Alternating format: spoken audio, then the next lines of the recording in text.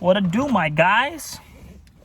Today we're gonna work off the mobile office, so I know it's like this a little bit because the wheel is like that. But what if I turn the wheel a little bit like that?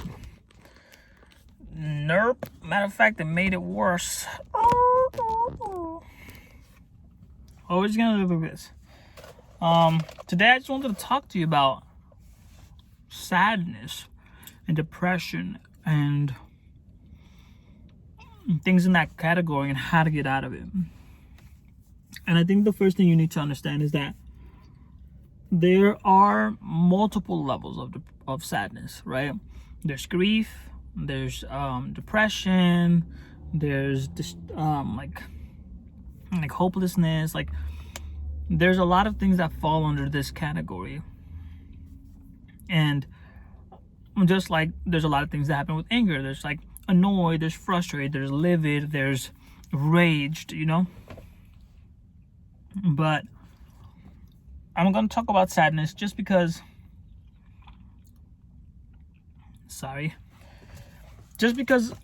I've dealt with a lot of that, and I want to be able to tell myself and show you that, like, how to get out of it.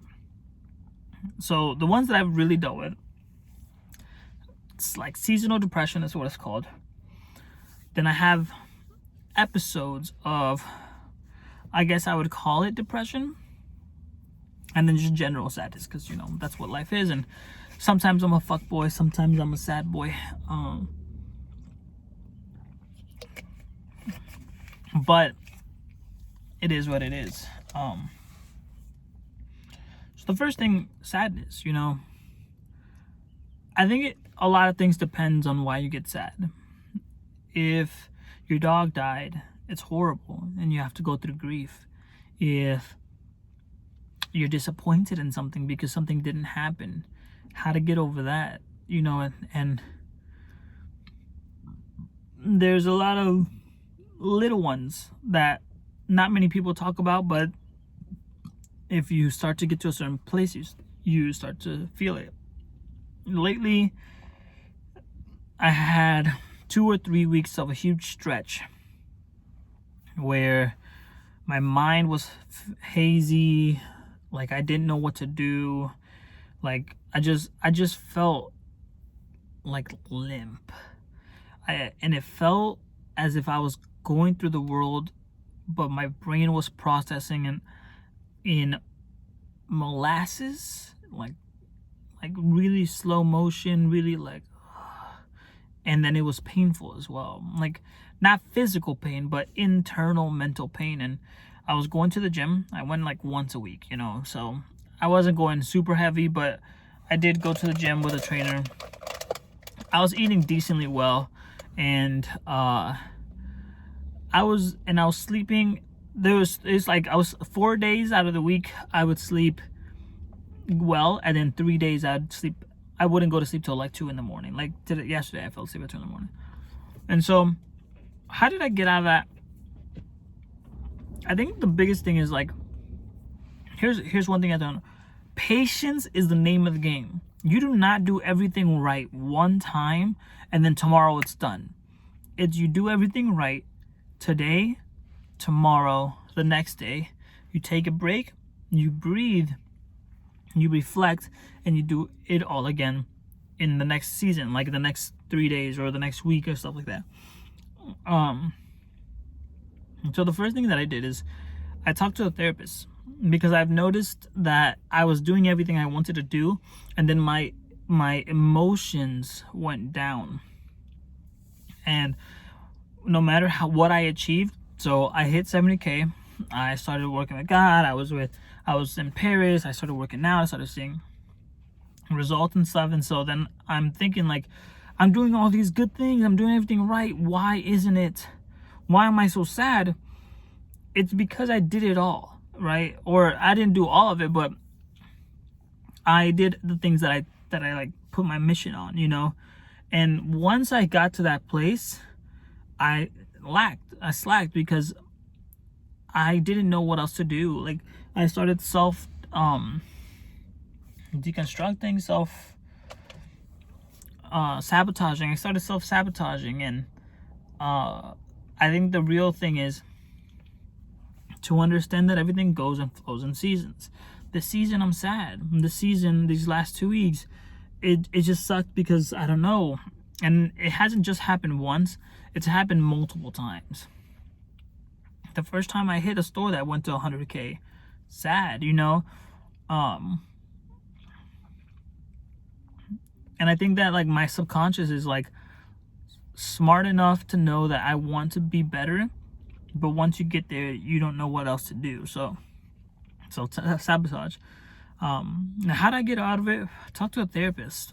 I told him what was going on. I don't have like thoughts of like, you know, suicide and or any type of thoughts like that. I just knew that I felt bad.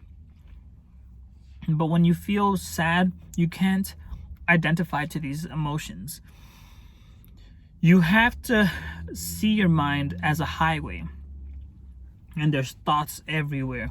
Oh, what am I gonna do? You know, a multi-layered highway, and there's a spot in the middle of this highway, just one circle, little grass, and most of the day you spend looking at these thoughts, looking at this idea, and so you're running and you're chasing, but when you identify at something, you sit in the car while it's going in the highway. You're saying, oh, I'm going down this lonely road, oh, I'm by myself, and that's not true. The goal is to sit down in that speck, in that circle, and to be your truest self, and to like watch the cars go. Don't identify, don't follow. But for a little bit, let the idea of like, oh, here's the let the idea of like, oh, there's this. That's what it says I'm feeling. It feels sad. What does sadness feel like? Sit back and be like, I notice that there's sadness in my feelings. I notice that there's things that I feel sad, but I don't have to be sad. I notice that this is happening, but it doesn't have to be happening, and I don't have to identify it. I'm frustrated that this is happening, but I'm not I'm not connected to that frustration. And so sit in the highway and understand like things are gonna ebb and flow, and just enjoy the ride and enjoy the ideas and thoughts as they go through. And it sucks because you have to do this with bad ideas too, bad thoughts, bad feelings, etc. But and you want to do this with anything, right? Ideas of happiness, ideas of ambition, ideas.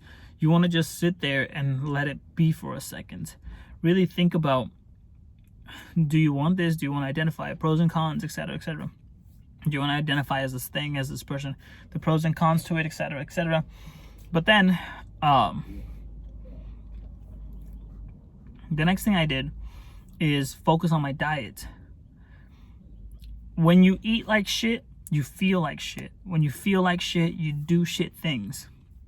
And when you do shit things, you have shit results. So this is why patience comes in, because you can't just eat vegetables and drink water and all stuff right one day. It has to be days, and then that next week you could probably feel better a little bit, right? And so you have to like sit back and be like, okay, like what am I doing? What am I eating for this specific thing? Is I'm focusing on diet. I focus on eating really well foods. I focus on drinking things. I'm focused on trying to fill any type of nutritional gap that I have, whether it's vitamin D, you know, and all these things. You start eating for that, just in case that the reason why you feel sad is because of the lack of nutrients. And so that's one thing. The next thing I did was I started reading the Bible more. So I'm usually reading the Bible at least once a day, and for those last 2 weeks that I was feeling sad, I did not read the Bible at all. Even like a week before, 2 weeks before that, I did not read the Bible at all, and I felt lost.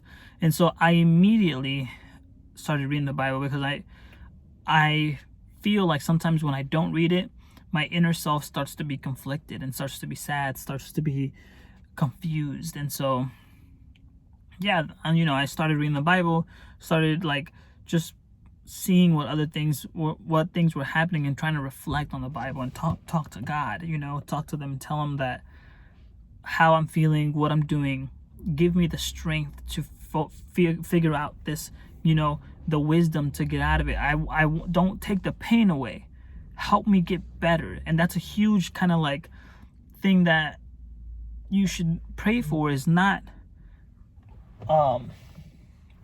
it's not lack of pain, but it's opportunity to improve.